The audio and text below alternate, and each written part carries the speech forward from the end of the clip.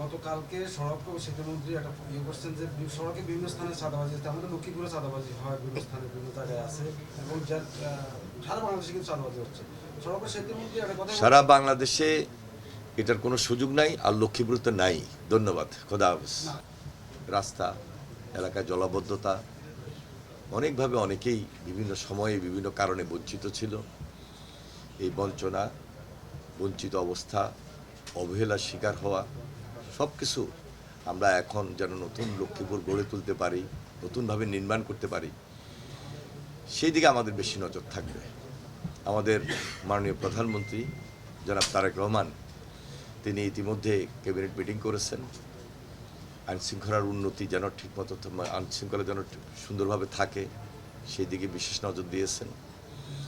রমজান মাস, এই রমজান মাসে দ্রব্যমূল্য যেন নিয়ন্ত্রণে থাকে, এবং পাশাপাশি এলাকার উন্নয়ন আমরা কীভাবে অব্যাহত রাখব, সেটা যে কোনো অবস্থান থেকে যে কোনো ডিপার্টমেন্টে আমাদের দায়িত্বশীলতার সহিত কাজ করতে হবে।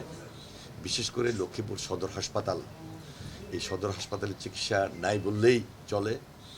নতুনভাবে এই চিকিৎসা যেটা মৌলিক অধিকার, সে মৌলিক অধিকার অবস্থান থেকে আমরা মানুষের পাশে থেকে কিভাবে সহায়তা দেব, সেই দিকে বিশেষ নজর রাখছি।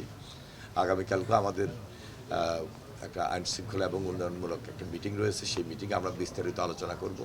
আর সবচেয়ে দীর্ঘদিনের যে দাবি লক্ষ্মীপুরের জলাবদ্ধতা, এই জলাবদ্ধতা দূরীকরণের জন্য আমরা ইতিমধ্যে সবচেয়ে বেশি যেটা প্রায়োরিটি দিব, সেটা হলো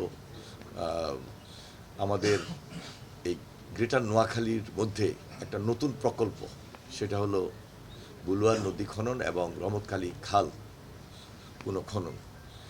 আমরা যদি এই প্রকল্পটা হাতে নিতে পারি, আমার বিশ্বাস যে লক্ষ্মীপুরের যে জলাবদ্ধতার যে ব্যাধি, দীর্ঘদিনের মানুষের কষ্টের জায়গা, সেখান থেকে আমরা মুক্ত হতে সক্ষম হব। তো এই কাজটা হয়তোবা খুব সহসাই যে হবে তা না, এটার জন্য একটা বিশেষ পরিকল্পনার প্রয়োজন। সেই পরিকল্পনা অনুযায়ী প্রকল্প আমরা গ্রহণ করার ইচ্ছা আমাদের রয়েছে। খুব শীঘ্রই আমরা সেই দিকে নজর দিচ্ছি ইনশাল্লাহ। আমাদের সুন্দর লক্ষ্মীপুর গড়ে তোলার মধ্যেই সেখানে শিক্ষা ব্যবস্থা, স্বাস্থ্য ব্যবস্থা, যোগাযোগ ব্যবস্থা, রেল লাইন, বিশ্ববিদ্যালয়, সব কিছুই আমরা যেন সুন্দরভাবে ধারাবাহিক প্রকল্পের মাধ্যমে নিয়ে আসতে পারি। কারণ এটা দীর্ঘমেয়াদী প্রকল্প, এবং দীর্ঘমেয়াদী আমাদের এই কাজগুলো যেন আমরা সম্পন্ন করতে পারি, সেই দিকে আমাদের বিশেষ নজর রয়েছে।